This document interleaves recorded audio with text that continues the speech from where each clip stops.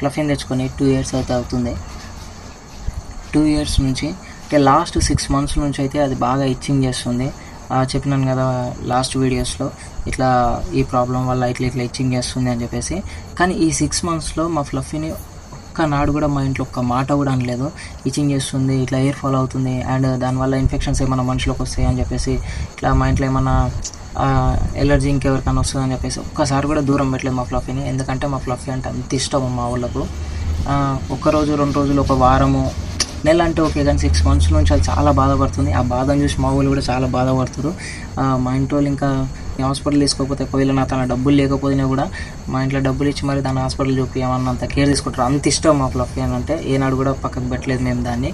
And బయట అసలే కట్టేయం మేము అసలు. ఎందుకంటే చిన్న ఉన్నప్పుడు సంది అది ఇంట్లోనే పెరిగింది, ఈ ఇంట్లోనే ఉంటుంది. అది మాతోనే తిరుగుతుంది, మాతోనే ఉంటుంది. అంత ప్రేమగా చూసుకుంటారు మా ఫ్లఫీని.